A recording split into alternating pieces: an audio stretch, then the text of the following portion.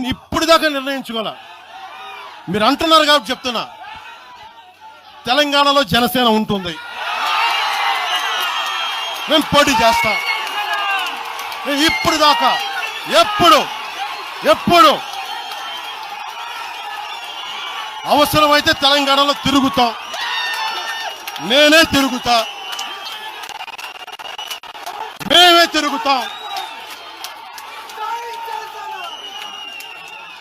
ప్రతి సమస్య మీద మాట్లాడతాం, ప్రతి అన్యాయాన్ని ఎదుర్కొంటాం.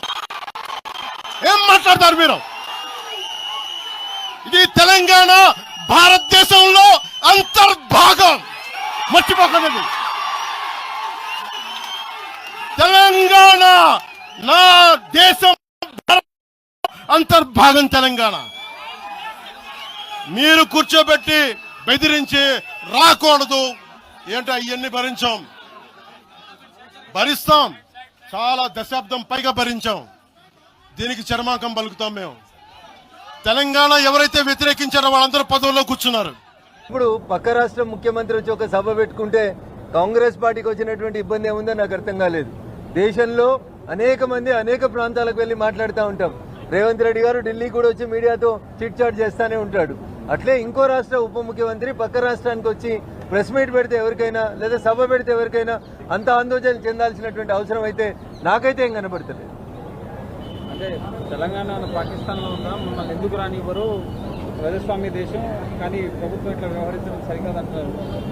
అది నేను అదే చెప్తా ఉన్నాను. ఎవరు ఎక్కడ సభ పెడతామన్నా, ఏ నాయకుడు పోయి ఏ రాష్ట్రంలో సభ పెడతామన్నా అభ్యంతరాలు చెప్పాల్సినటువంటి అవసరం అయితే ఎవరికి ఉందని నేను అనుకోవట్లేదు. మరి కాంగ్రెస్ పార్టీ రేవంత్ రెడ్డి గారి నాయకత్వంలో ఎందుకు ఆ సభకు అనుమతి ఇవ్వలేదో కాంగ్రెస్ పార్టీ చెప్తే బాగుంటుంది అనేది. ప్రభుత్వం కూడా దృష్టి సారించాలి. బెంగాల్లోకి అమిత్ రానివ్వరన్నారు, కానీ అక్కడ బెంగాల్ ప్రజలు టీమ్సీకి పోటీ చెప్పారు. కేంద్రం కూడా తెలంగాణపై దృష్టి పెట్టాలని చెప్పి అనుకుంటున్నారు.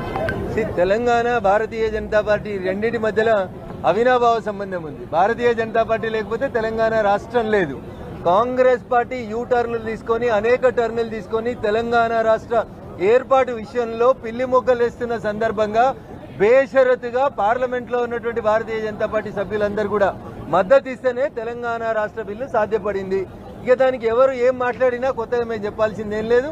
మాకు ఒక్క పార్లమెంట్ సభ్యుడు లేకపోయినప్పటికీ భారతీయ జనతా పార్టీ సుష్మా స్వరాజ్ గారి నాయకత్వంలో లోక్సభలో బేషరతుగా మద్దతు ఇచ్చింది. రాజ్యసభలో అరుణ్ జైట్లీ గారి నాయకత్వంలో మద్దతు ఇచ్చింది కాబట్టే ఆ రోజు తెలంగాణ బిల్లు పార్లమెంట్ లో పాస్ అయింది. ఈ రోజు తెలంగాణ రాష్ట్రం ఎదుగుతా ఉంది. సుభిక్షంగా ఎదగాలని మేము ఈ సందర్భం కోరుకుంటాం. భవిష్యత్తులో తెలంగాణలో జనసేన పార్టీ పోటీ చేస్తాను, భాగస్వామ్య పక్షంగా ఉంది కాబట్టి అలయన్స్ తోనే పోటీ ఉంటుందా, ఎట్లా ఉండబోతుంది? సో ఎన్నికలు చాలా దూరంగా ఉన్నాయి. ఎన్నికలు అనేవి చాలా దూరంగా ఉన్నాయి. ఈ రోజు తెలంగాణ రాష్ట్ర ఆవిర్భావ సందర్భంగా ఇష్యూని డైవర్ట్ చేయొద్దని, దాని కాంట్రవర్సీకి కాంప్లికేట్ కి మలపొద్దని ఇతర రాజకీయ పార్టీల మిత్రులకి ఈ సందర్భంగా నేను సవినయంగా అప్పీల్ చేస్తా ఉన్నా. ఎందుకంటే రేవంత్ రెడ్డి గారు వేరే రాష్ట్రాలకు పోయి ప్రచారం చేస్తారు, చంద్రశేఖరరావు గారు వేరే రాష్ట్రంకి పోయి రైతులకు పైసలు ఇచ్చొస్తారు. రకరకాల వ్యక్తులు రకరకాలైనటువంటి పనులు చేసినప్పుడు ఒక రాష్ట్రంలో ఉప ముఖ్యమంత్రిగా ఉన్నటువంటి వ్యక్తి వచ్చి సభ పెట్టుకుంటే అంత ఉలిక్కి పడాల్సినటువంటి అవసరం ఏముందో నాకు అర్థం కాలేదు.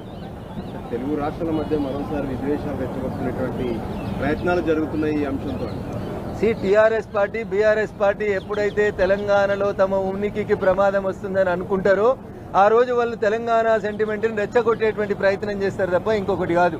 చంద్రశేఖరరావు గారు ముఖ్యమంత్రి హోదాలో పోయి ఆంధ్రప్రదేశ్ లో మంత్రి రోజా ఇంట్లో రొయ్యల పులుసు తిన్న రోజు అడ్డం రానటువంటి తెలంగాణ సెంటిమెంట్ ఇవాళ ఎందుకు వస్తుందన్న?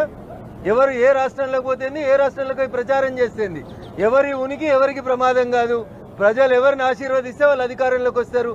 దానికి ఆ రాష్ట్రం ఈ రాష్ట్రం, మరి మన పక్క రాష్ట్రం పోయి ముఖ్యమంత్రులు ఉన్నప్పుడు పక్క రాష్ట్రం పోయి రొయ్యల పులుసు తిన్న రోజు ఈ కవితమ్మ యాడున్నది? అదే తండ్రి పక్కన ఉన్నది కదా. ఆ రోజు మాట్లాడి ఉండాల్సింది, నాయన ఆంధ్రప్రదేశ్ లో రొయ్యలు తింటే అపరాధం అవుతుందని చెప్పు ఉండాల్సింది కదా. ప్రాంతాలుగా విడిపోదాం, ప్రజలుగా కలిసిందాం. This is our slogan, we stand for it. ఎవరు వచ్చినా ప్రజలు ఎవరిని ఆశీర్వదిస్తే వాళ్ళే నాయకత్వం వహిస్తారు తప్ప ఇట్లాకి ఉడత ఊపులకు భయపెట్టుకుంటూ పోయేటువంటి అవసరం భారతీయ జనతా పార్టీకి లేదు.